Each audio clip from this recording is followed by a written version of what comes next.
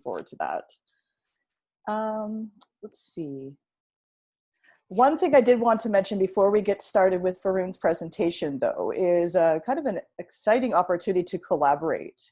We were approached by the Australian Sociological Association, and us together with the ASA participation as well with their Society and Animals section. We're looking to do an international virtual conference called Worldly Togetherness. That's going to be happening on August 7th and 8th. Of course, it will be virtual, but we have a call for proposals out right now.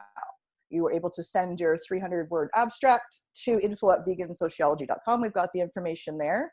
Note that the deadline is pretty quick. It's June 30th. So if you want to participate in this excellent conference, this would be a great opportunity, especially for grad students, to get some really timely information and research out there in this tricky time. So this is a great opportunity for us as a group, and I'm hoping that we have a lot of either collaboration or at least participation from our members, and also start to work with other member groups that are similar to ours. One of our great goals is to try to be more welcoming, harmonious, and unified in our approach. So this is a great way to start that. So we're very happy that the CSA is with us on this. And so without too much more ado, I think if Varun is ready. You ready, Varun?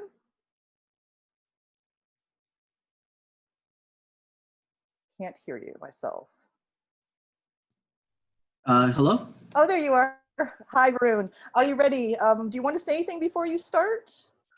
I'm very happy to be here. Thank you all for attending this, especially given the nature of how virtual meetings are. We're still all getting a little bit used to them, but I appreciate everyone. And I hope I get some great feedback for this. Awesome. Thank you so much, Varun. We're really looking forward to it. So anytime you need any help, just reach out. But we're here to be part of this. And thank you for being here. All right, so my presentation is called The Production of Harms in For-Profit Prison Farms. Now, just to provide a little bit of context, I'm in Guelph. I live in Brampton, Ontario. I attend university in Guelph, but my area in which I think these oppressions are happening are in Collins Bay and Joyceville institutions, which are both federal penitentiaries in Kingston, Ontario. And currently, the Canadian prison farms, they're going to be adopting a for-profit animal agriculture model, which means that anything that they're farming within these farms is going to be used for profit, and any funds and revenue generated from this is to be used by Corrections Canada however they choose. As of now, one of the priorities is to produce food products for a Chinese dairy company. It's called Feihe International, and they're a dairy company that requires goat and cow milk for infant formula production. So in a nutshell, inmates are going to be producing farm products from goats and cows. This includes the dairy products for infant formula production, but this also includes slaughtering goats and cows as well for their meat. And part of this is for, not only is it for the company called Feihe International, but this also includes some of the food going towards prisons, and it's a system that they will be getting paid for. Certain inmates that are eligible to participate in this program, there will be criteria established for all of that. However, at the moment, it's difficult to kind of access all the information that's available. I'm currently accessing as much information as I can through a community partner that's been advocating for a different iteration of these prison farms. Now, just a little bit of history on the prison farms. In 2010, Stephen Harper phased the prison farms out. The conservative governments cited that there was no empirical evidence to show that they reduced recidivism or that they increased employability amongst inmates. There was also a very important distinction that they made in regards to revenue loss. The amount of money that was being put in, it just wasn't profitable to operate these prison farms. In 2018, Justin Trudeau's Liberal government, they pledged to reopen the prison farms. They were going to start off with a dairy goat operation in Kingston at Collins Bay and Joyceville, and expanded to include cows as well. And the eventual goal is to make it into an industrial plant. At the moment, it's not. I don't believe it's large enough to be called an industrial prison farm. However, that's what the intended goal is. And as of 2020, Cows have been brought to the prisons for breeding dairy and beef cattle. There have been 19 premature deaths as of summer of 2019. And like I said before, accessing information on this is particularly difficult, especially at a time with COVID, where this is somewhere, just because the nature of, I guess, almost all institutions in our world kind of prioritizing animals the least. And some more origins in regards to the prison farms. It started in the 1900, and they were initially used to reintegrate male offenders into Canadian society, teaching them how to farm. Learning how to farm was seen as a very heteromasculine job. It was something that's supposed to require discipline and good work ethic, and those traits and aspects were considered very, very valuable at the time of prison farms starting. And in addition to assisting male offenders, they were also used as excuses to apply for land grants that allowed prisons to expand and commodify Indigenous land. And when I say this, I specifically mean literally turning land that's considered wild or natural into arable land for animal agriculture. This was a way to expand the prison's physical geographical presence, and the prison as an extension of the Canadian government expanded as well. So when we talk about prison farms being an extension of the Canadian government, it was literally, in terms of geography, a way to increase Canada's size and further push Indigenous peoples across the country into very, very small pockets of land. The origin of this policy, it's rooted in Canadian settler policy. It guaranteed settlers land and livestock to grow the Canadian state. That occurred at the cost of Indigenous territory shrinking. Now, when it comes to why we should care and why this is relevant towards academia in general, not just critical animal studies, first and foremost, it's harms against animals. Needless to say, farming animals causes them harm. This is known through the empirical evidence that we have available to us. Animals are sentient beings.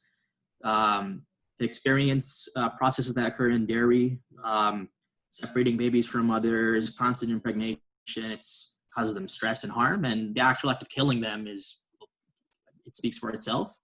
When it comes to harms against land, I really, really like and hope everyone takes a look at the reference for Kelly Struthers Mumford, who did an amazing piece to explain the territorializing aspect of prison farms. Struthers Mumford talked about the effect of this towards Indigenous land, but in addition towards the harms against land as a sacred agent towards Indigenous peoples, you also have to understand that animal farming is inherently stressful on land. It requires more resources to produce 1 pound of, or any 1 unit of animal product compared to a plant-based product. It's not necessarily sustainable. There's a reason animal agriculture requires a constant extension of land. And harms against humans. Dr. Amy Fitzgerald has established in Canada that animal farming harms humans. We see high rates of substance abuse, increases in violent activity in communities that are situated around slaughterhouses and abattoirs, cited towards the nature of the work, the lack of support, just the fact that a lot of abattoirs are hidden away from larger society. And in addition to this, I want to discuss some of the theory I've been trying to apply towards this.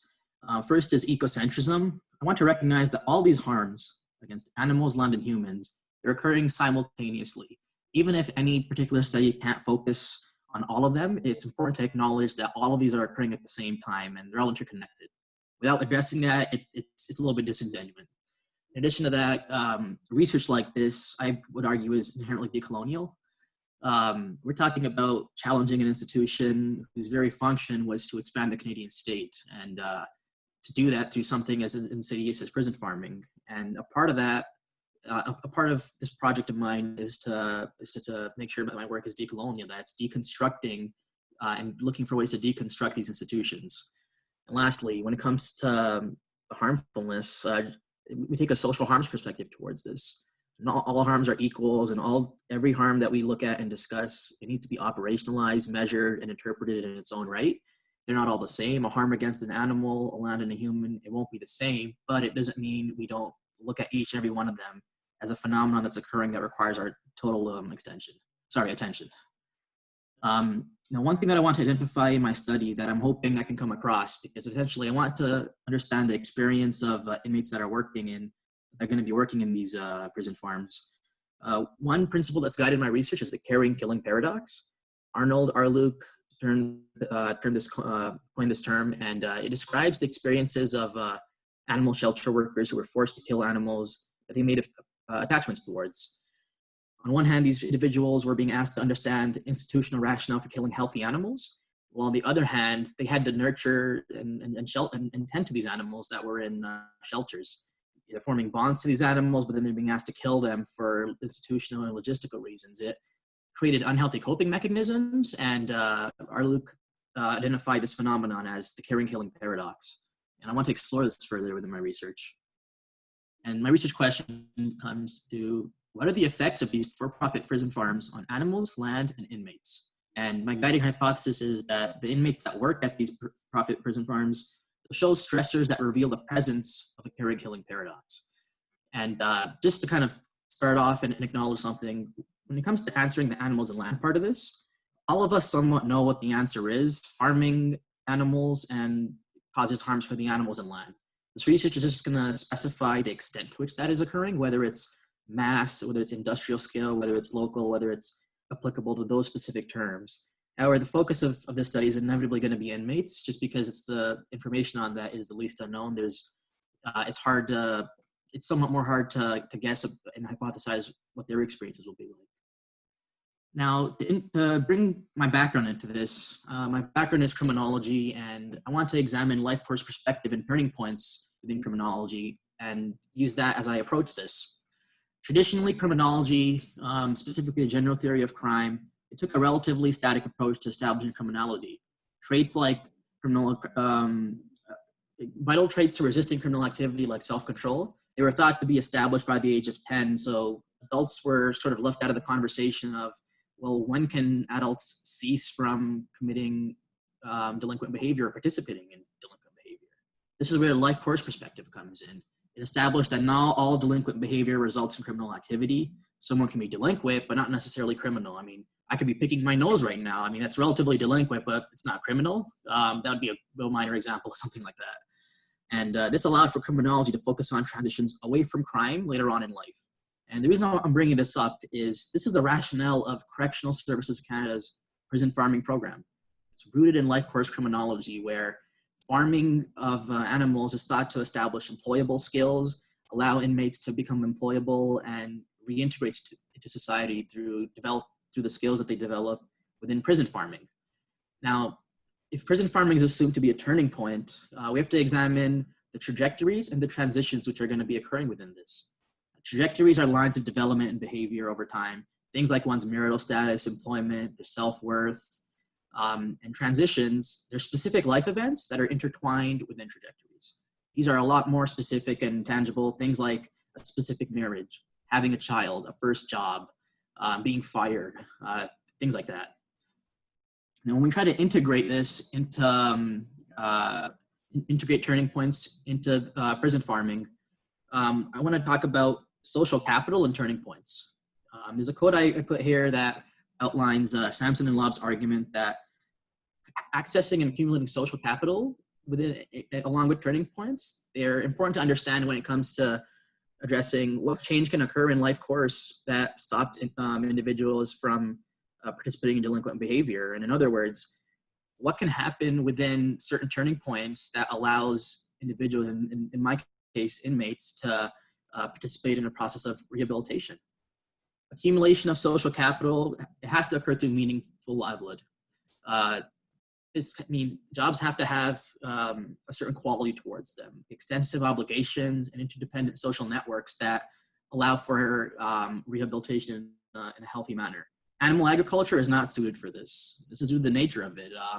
The process of commodification, where you look at something that's sentient, docile, and naturally looks for affection, and you got to turn it into a product by manhandling it, by butchering it, and along with the demand of animal agriculture processes. As the prison farms grow, it's going to be harder and harder to maintain any semblance of welfare standards. That's just the nature of an industrial prison farm. Animals won't be able to receive any semblance of care as long as demands to process them faster occur. Inmates will be forced to participate in different activities, things like branding, things like forcible impregnation, a lot of different processes that no individual necessarily wants to do, because I mean, it causes animals visible pain, that they'll be screaming, they'll be in distress, physically resisting towards it. All of this takes away from the concept of animal agriculture acting as a meaningful livelihood, and stops the accumulation of social capital in the situation. And Travis Hershey's social bonding theory also contributes towards this. He discusses how bonds form through attachment to things like school and conventions, commitment to the idea that participating in school, religion, church keeps one away from crime, involvement in community, involvement in one's surrounding keeps them away from crime, and the belief that the law is just it's vital in youth desisting from crime. But the life course perspective and turning points, they focus on attachment specifically, the bonds made throughout attachments. And this is where I like to link turning points and towards the social bonds within the prison farms. The social bonds that are going to be forming within animal agriculture will be broken, will be actively constructed, and then violently deconstructed in a way that is not healthy for inmates, especially a marginalized group like inmates. And just to further look at the presence of animals within prisons, there are nonviolent prison-based animal programs, and they do exist. It's totally possible to have animals in a relationship with inmates where there's an active promotion of healthy social bond building. These programs disrupt social isolation. They develop inmates' self-worth and responsibility, and address a lot of the risk factors that contributed towards their incarceration. And I do want to acknowledge that these programs, there still is a certain semblance of exploitability as animals are being used. However, it contributes towards an animal's well-being as well, as these programs, as in first study shows, that they involved inmates taking care and learning how to be responsible and accountable for rescued animals. They were essentially having companion animals within the prisons, and they were able to spend time with them. And it was a symbiotic relationship and a lot more beneficial in terms of the healthy bonds that were promoted than what would be occurring and what is occurring currently in prison farms. So just to tie this back to killing paradox, animal agriculture in prison farms is ill-suited to act as a turning point. And I feel that revealing presence of revealing the caring killing paradox may establish this. This may establish unhealthy coping strategies towards institutional killing. In this case, the institutional killing won't be in a shelter, it'll be inside of a prison farm. And my research can hopefully reveal what these coping strategies are that inmates undertake towards the institutional killing. And once again, just to recognize, inmates are a marginalized group. They have various risk factors that they may be experiencing as a result of incarceration. And I will eventually be arguing that the experience of a caring killing paradox might be more harmful towards inmates.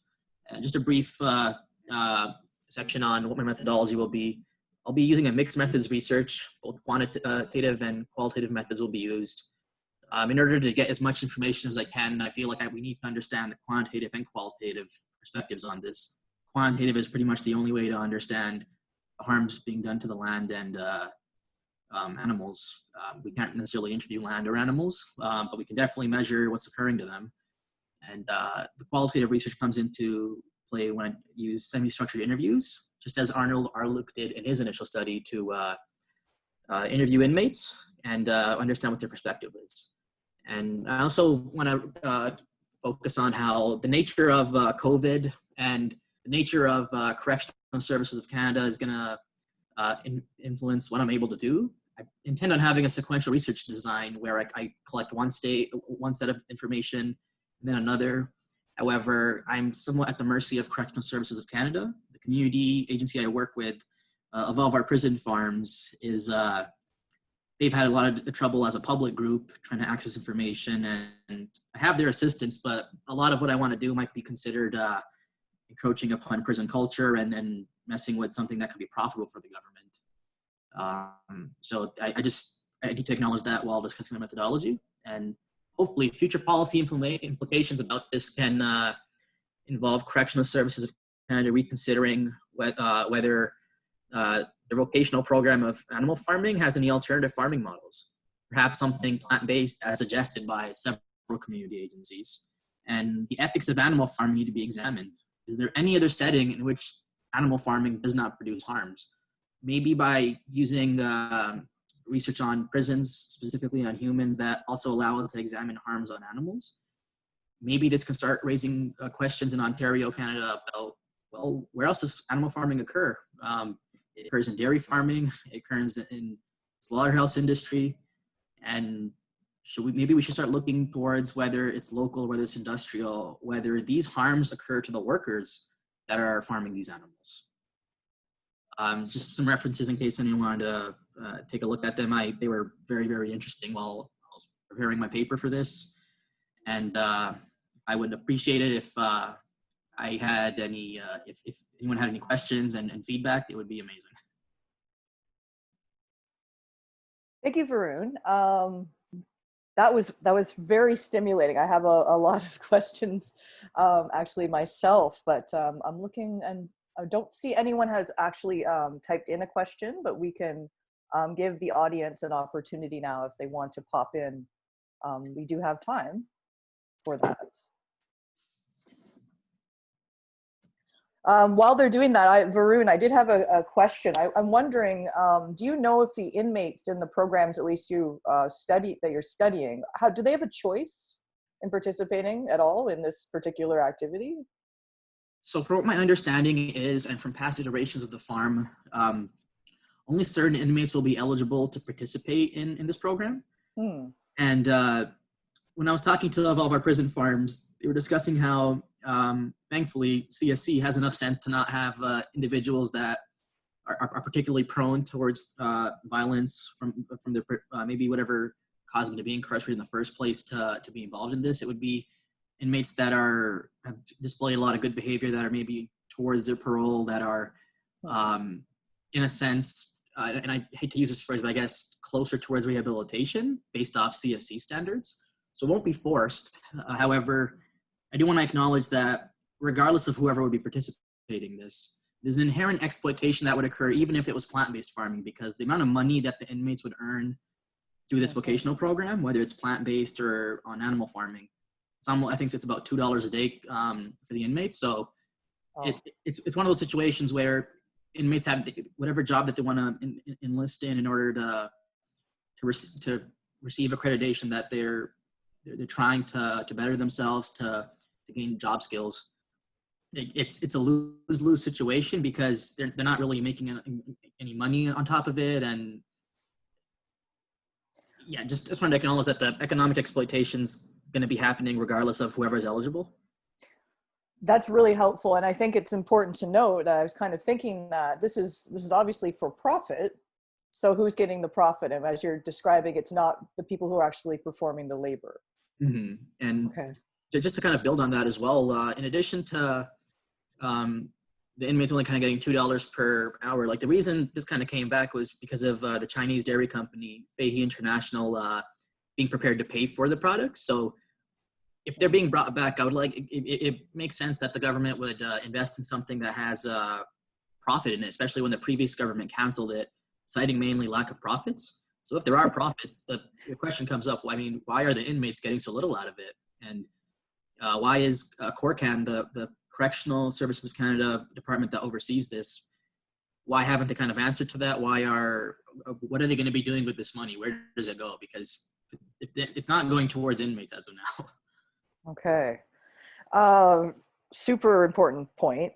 I guess I'll have one other question because I haven't seen any others pop up, but I was wondering, as I was listening, you spoke a little bit about it, but studies and research and that has been done on what can happen in these kind of programs, specifically about the non-human animal safety, care, conditions. I think I'm particularly interested in studies that look at stress Mhm. Of course, goes without saying, any industrial farmed forcible confinement, modes of production, anything like that, goes without saying, are terrible and negative. I would offer, but when you have the additional stress of confined humans, I assume against their will, with various social stressors, and then you put the non-human animals,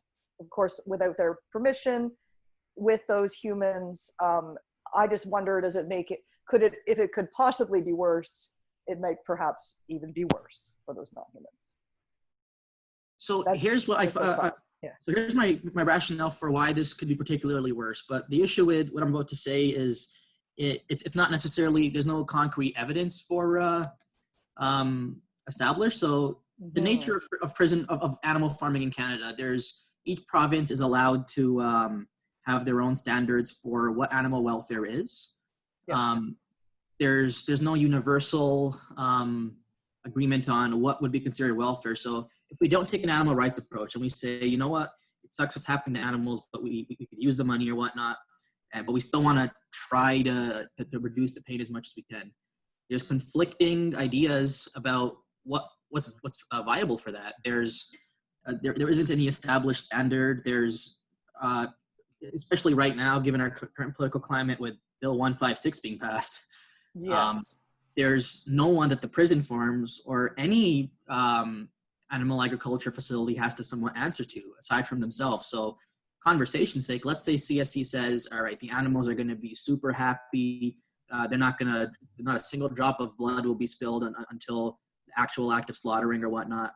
There's no oversight to verify that. So even if the most ideal case welfare standard was applied, or the worst, at the end of the day, we can't necessarily trust it. There's no oversight available, and add to the fact that this is Corrections Canada, just to access information from them, to apply for an information access it's a tedious process. The average person would not want to do it. It's annoying for academics to try to do this. So I hope that answers that in the sense that we don't really know whether there's no one to provide any oversight whatsoever.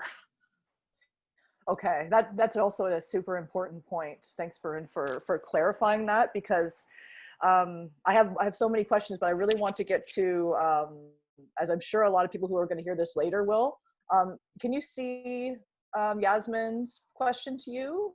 I can read it to you. Okay, so do you want to look at that? I'm really happy that someone asked this. Thank you, Yasmin. The question is, will you be studying the link between prison farms and animal ag industries, general exploitation of the marginalized workers, who are often poor, racialized, refugees, and immigrants? So the reason I love this question so much is, first of all, this situation is true within Canada. The most exploitable and vulnerable peoples are already working in these situations. And the important link to establish here is this group of poor, racialized refugees and migrants. One group that's often left out of this is individuals that have risk factors, whether those individuals originated from just society where they weren't incarcerated, or if they came from an incarcerated setting. So in a sense, I would argue that CSC's producing even more marginalized, a new wave of marginalized workers to enter this industry. When CSC identifies the goals of their program and says that they want inmates to be employable, animal farming only really provides employable skills for a particular industry. And in this case, animal agriculture industry.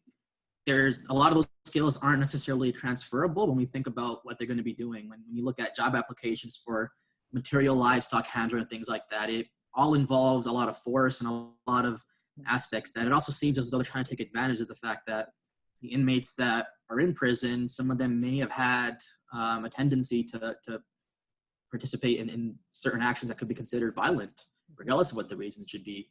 So I'd almost argue that CSC's producing a new wave of these workers. So they're providing the fuel for this industry to keep up, because currently there's a shortage of workers in animal agriculture all across Canada, especially in the industrial scale. And I think that the link is inherent.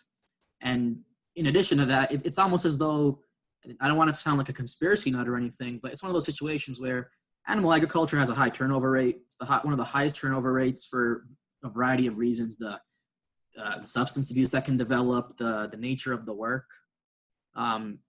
Inmates that don't leave that kind of work might remain in it, but remaining in it for too long, as research demonstrates, can exacerbate existing risk factors, things like substance abuse, things like tendencies to participate in intimate partner violence, and just kind of end up back where they ideally where no one wants them to be, in a penitentiary.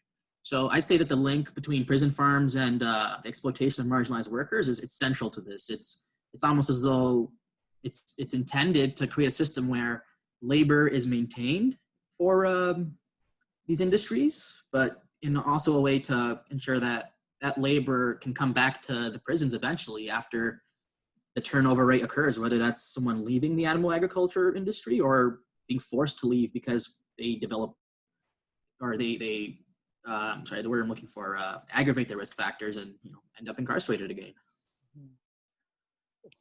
It's a lot to absorb. It's a lot to think about, Varun. I really appreciate that, and it's a terrific question.